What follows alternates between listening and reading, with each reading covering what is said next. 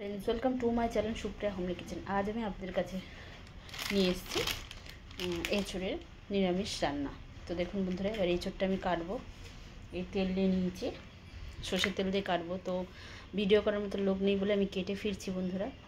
তো দেখুন বন্ধুরা, আমার এঁচোড়টা কাটা হয়ে গেছে। এই যে কেটে নিয়েছি, এবার এটাকে আমি সিদ্ধ বসিয়ে দেবো। তো দেখুন বন্ধুরা, সিদ্ধ বসিয়ে দিয়েছি। এই বছরের প্রথম গাছের এঁচোড় খাচ্ছি। নুন দিয়ে দিলাম স্বাদ মতো, সামান্য নুন আর হলুদ দিয়ে দিলাম।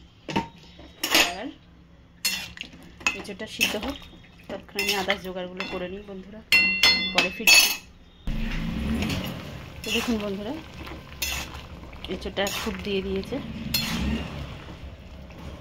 এবার আমি বন্ধ করে দেবো, কিছুক্ষণ এই গরম জলে এঁচোড়টা রেখে দেবো। তো বন্ধুরা দেখুন, কড়াই বসিয়ে দিয়েছি। এবার কড়াইতে তেল দিয়ে দিলাম, একটু বেশি করেই তেলটা দিলাম, যেহেতু সব কিছু ভাজবো।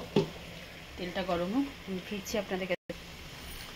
তেলটা গরম হয়ে গেছে, নুন দিয়ে ফেললাম, একটু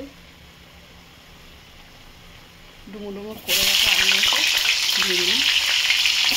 তেলের উপরে ফুটছে দিয়ে দিলাম, আলুটা ভেজে নেব। তো বন্ধুরা দেখুন, নিরামিষ রান্নার জন্য আমি টমেটো আর 4-5টা কাজু বাদাম নিয়ে নিয়েছি, এটাকে পেস্ট করে ফিরছি। তো আলুটা মোটামুটি ভাজা হয়ে গেছে, এবার আমি এঁচোড়টাও দিয়ে দিলাম সাথে। এটা একদম কচি, সবে গাছ থেকে তুলে আনা হয়েছে, একদম কচি। হালকা করে ভেজে নেবে ভালো করে। টাটকা টাটকা এঁচোড় খেতে ভালোই লাগে বন্ধুরা। তো পরে ফিরছি এঁচোড়টা ভেজে। এবং ধরে দেখুন, এবার স্বাদ মতো নুন দিয়ে নেবো, হিসাব করে নুন দেবো। আলু ভাজার মধ্যে নুন দিয়েছিলাম, এঁচোড় সেদ্ধের মধ্যে নুন দিয়েছিলাম, নুন দেবো। গুঁড়ো লঙ্কা গুঁড়ো দেবো, যে যেমন ঝাল খায়, আমি 1 চামচ মতো দিলাম। আর হলুদের গুঁড়ো দেবো, দিয়ে এটাকে নাড়াচাড়া করবো। এই সময় গ্যাসের ফ্লেমটা কম করে দেবো। সামনে একটু জল দিয়ে ভালো করে নাড়াচাড়া করবো। নাড়াচাড়া করে ফিরছি।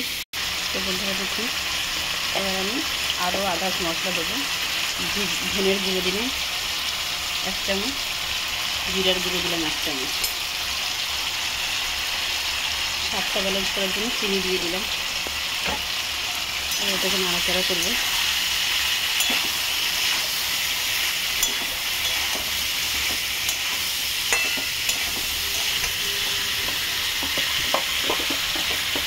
আদা বাটা দিয়ে দিলাম 1 চামচ।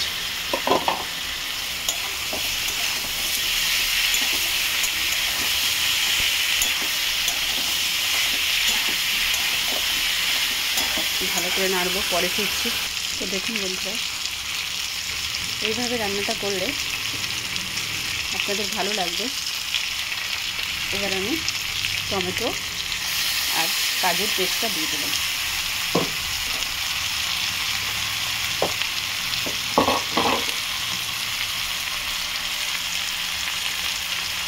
এবার এই মিক্সার মেশিন ধোয়ার জলটাও দিয়ে দিলাম বন্ধুরা, এর সাথে কষবো।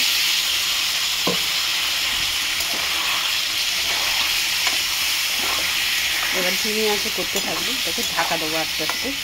তো পরে ফিরছি বন্ধুরা। তো দেখুন বন্ধুরা, কালারটা এসছে দেখুন। আর একটু কষবো ভালো করে, তো পরে ফিরছি।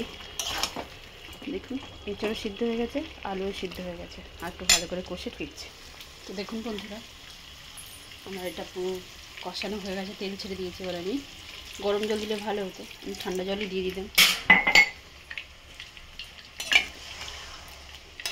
তো একটু মাখা মাখা করবো, তার জন্য একটু বেশি করে জল দিলাম। এবার এটা ঢাকা দেবো, পরে ফিরছি আপনাদের কাছে। তো বন্ধুরা দেখুন, আমার এঁচোড়ের তরকারিটা কমপ্লিট হয়ে গেছে, আর একটু হবে। তো তার জন্য এর আগে আমার কিছু মশলা দেওয়ার আছে, সেগুলো দিয়ে ঢাকা দেবো। তো আমি একটু গরম মশলা দিয়ে দিলাম সামান্য, আর একটু ঘি দিয়ে দেবো বন্ধুরা। ঘি দিয়ে দিলাম 1.5 চামচের মতো, দিয়ে নেড়ে দেবো।